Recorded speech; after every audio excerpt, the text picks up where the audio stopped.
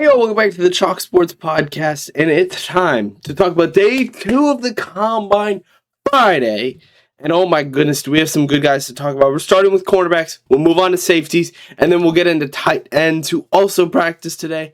And first off, starting with cornerbacks, obviously, holy crap, there were some good guys. And now, first off, I want to apologize. Yesterday, I made a statement that I have been very quickly corrected after reading recaps and just talking and hearing people talk. I slammed the linebacking class when I shouldn't have. The linebacking class is one of the best linebacking classes some people have ever seen. I definitely overreacted. I definitely looked at their prospects and said, hey, they didn't do too great, so they're not that great of a class. I was completely wrong. I'm owning that now early. Was very, very off by that because they have been very good on the field. And I misunderstood that. I misexampled that. And I feel bad about it because I was just straight wrong. And I don't tend to do that often. Like, I tend to be a little more moderate and wait until I see a reason to dislike a class. I was very quick to that, and I was completely wrong in it. But let's get into this one. Okay, starting with the 40-yard dash. Torino Pride led it, and oof, this kid shot up the ranks after that 40-yard dash, being the fastest by a decent minute, like a decent few milliseconds. That is a solid 4.32. His number 1 and number 2 speeds were both higher than second place, which is a good sign of potential. I liked Colton Hood ran well. Malik Muhammad ran well. You got to give it to some of these guys ran really well. Other guys, TJ Hall had a decently bad one. I don't blame him too much. Malik Muhammad, you got to give credit to for his acceleration. It's off the block. He went a 1.51, which is also very impressive. D'Angelo Pons jumping 43 inches is insane work. And along with the broad jump of Julian Neal being 11 feet. But let's talk about it.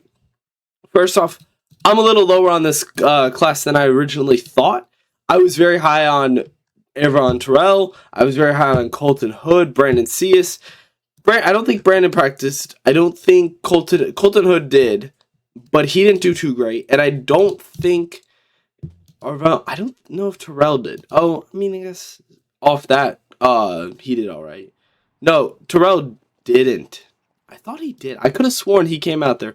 I could be wrong, obviously, but I'm pretty sure. I thought he did, but I guess not. So, talking about Colton Hood for a second, I've already talked about him on his short. I think he's got a lot of potential. I think Carlton Davis is a little even low for him. I think with some time, his NFL ability will begin to show. And it's the same thing with the other Tennessee guy. And I'm blanking on his name again, and it's going to bother me. So we're going to move on. But in general, this cornerback core didn't show amazing. I thought Pride looked good. I think Pride looked better than a lot of what they were saying. And, I mean, you look at it. Former Darrell Everett had a decent one. But in general, this combine for the corners looked way worse than the safeties and linebackers. And we'll get into safeties in a second because, oh my God. But I think we saw a little bit of a weak performance from everybody in the corner. Pride was probably the best shine. I don't think it's a discredit to them. I think Mansour Delane's still talented even though he didn't practice. Same thing with Colton Hood. Even though he did and didn't perform well, I think you got to shoot D'Angelo Pons up a little bit. He played great all through college and now had a great jump, which is something you got to give him credit for. Darrell Everett, I think, should be going up the ranks a little bit. I think Chandler Rivers will fall. But I think there isn't really a guy who has stood out to me so far early in it, besides for the obvious ones, Sony Styles, the other Styles brother, and Lorenzo, and Caleb, Eli Stowers. There's so many guys that I don't really think have stood out to me yet. And the cornerbacking core has been one of the weaker ones where nobody really shined in my mind. I might consider Malik Muhammad as a pretty good potential prospect. I think he's a little underrated in general, but he's also graded pretty high. So you can't really look at it as 100%. I think he's low on PFF, if I'm not mistaken. Yes, he's 114. That's a little low for him. I think he should be higher. But right now, this cornerback core didn't show out in my mind. They just kind of fell a little flat. But let's get into the one that did. Oh my goodness. The safeties were insane.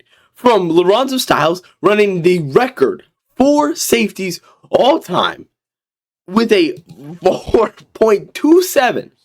By the way, safeties, number one, by 0.02 seconds. That is insanely good. He fills 1, 2, 3, 4, 5, 6, 7. He is 7 spots behind the number 1. Xavier Worthy turned out pretty decent. John Ross, or so far, it's still pending. John Ross, yeah. Kalen Barnes, pretty good. Chris Johnson, pretty good. DJ Turner, Reek Wallen, all these are cornerbacks, wide receivers, and 2 running backs, and Dree Archer and Chris Johnson. CJ 2K and Dree Archer, both guys who turn out insanely good. Henry Ruggs, really known for his speed, and you just have to scroll so far to be able to get to the second safety. It was an insanely impressive performance, and for him in general, this shot him up the list so quick for me. So quick. Instantaneously. He became one of the top guys.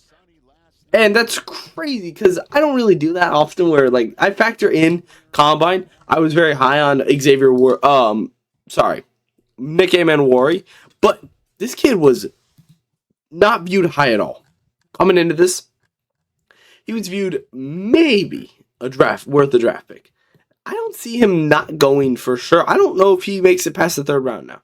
I don't know where his Big Ten, Ohio State, there it is. He's 230.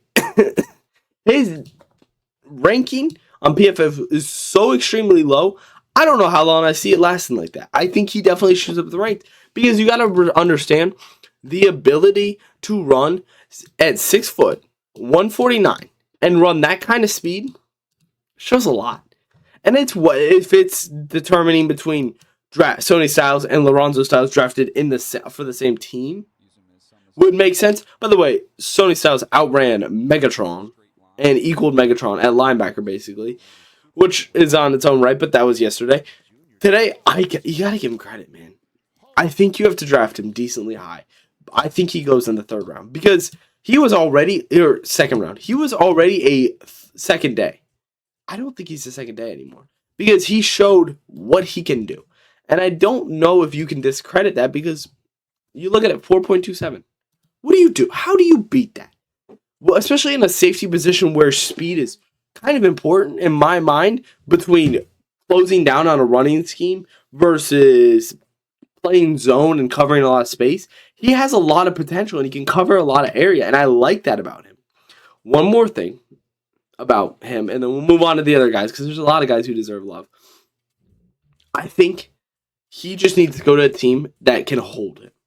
That can hold him for a little bit, let him develop as a player, and then put him in. And then slowly work in everything else. And obviously, he's not going to be in this one. He's not going to be in a lot of mock drafts until now. I think he definitely shoots up the list. And we'll move on to the next guy in Robert Spears-Jenkins. You got to give him credit. Robert Spears-Jenkins, Dylan Diamond for sure, Jalen Kilgore. There are some guys where I look at these and say, wow. Because these safeties are on a different level. They have peaked on a different level because their athleticism is off the charts. It is absolutely insane how you can run that fast as a safety. Who tend to have to be bigger. They tend to have to cover a lot of space because they have to cover a lot of air. They have to get a lot of area covered. And they all showed that. Dylan Diamond had one of the better combines, I think, in my opinion, because he played so well in those drills and the 40-yard dash. I definitely shoot him up the list too, because he's also 6 foot, 201. He ranked 1st in athleticism score. I don't think that's entirely true, but he definitely jumped very high with a 10 foot, 5-inch broad jump and a 41-inch vertical. And if you're going to discredit him for that, that's insane. Because it showed a lot. It showed a lot of potential in him athletically. I think another guy I do want to hit on is Emmanuel McNeil Warren. He had a brutal combine. I'm not going to lie. I don't think he played the best. I'm still very high on him. I think as a talent, he was never graded out as a amazing athleticism guy because he's 6'3", 201 pounds, and he's running at 4.52. He can gain speed. And I think as a downhill player, he hits the stride later. He ran a 1.58 early, which is arguably not great, but that's kind of my point is he builds speed good. I mean, look, he was pretty close to last. He was pretty close to last in his 40-yard dash, but he was second to last. But I feel like that building speed part is important in my mind. He can trace down a running back with that speed, and I'm excited to see how it transitions.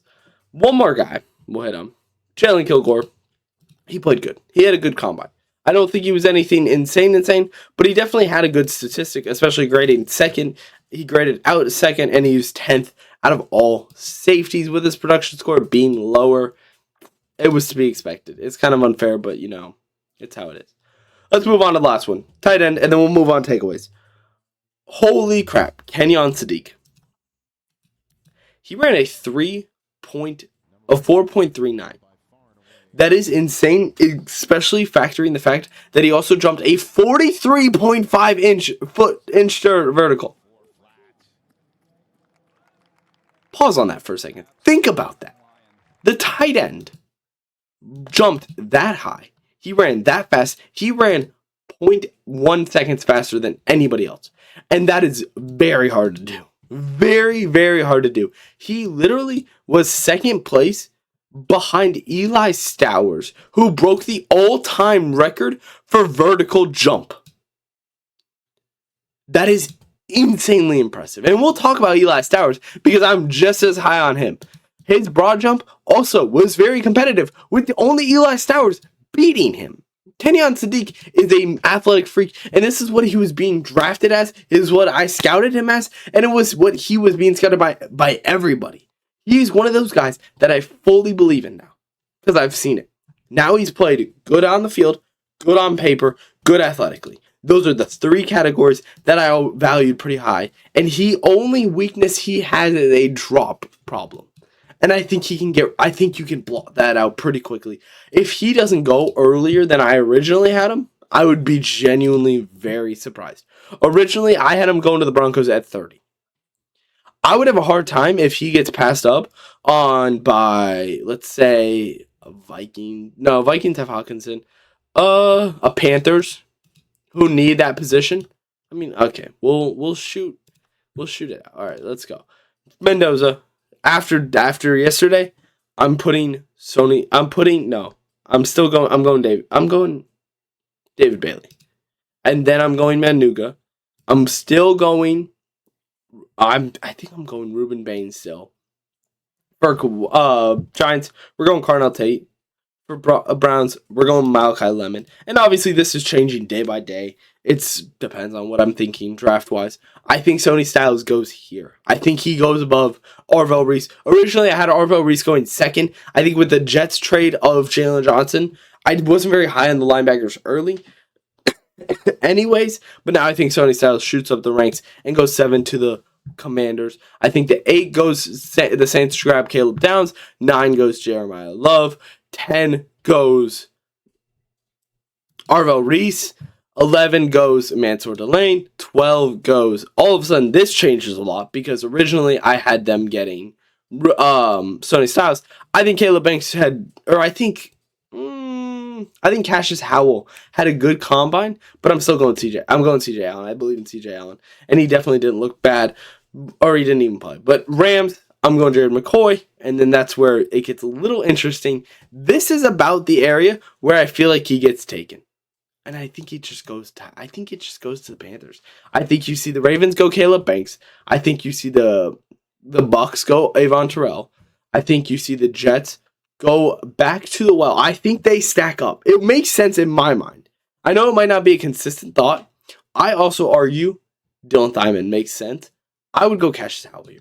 In my opinion, I think adding Cassius Howell and David Bailey is such a good combo. You saw it with Armstead and Buckner when the 49ers went to the Super Bowl in 2019, where they had 2 Oregon guys who played together and knew each other. I feel like that combo on the edge slot makes a lot of sense. In this spot, the Lions, I go Kendrick Folk. And here's where I think he goes.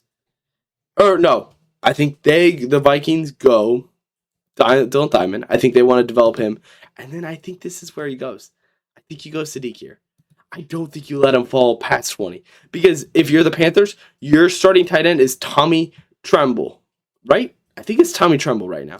And that is alone the fact that I didn't know it instantly and had to question it was Javonte Sanders. You're telling me the 72nd tight end is tolerable?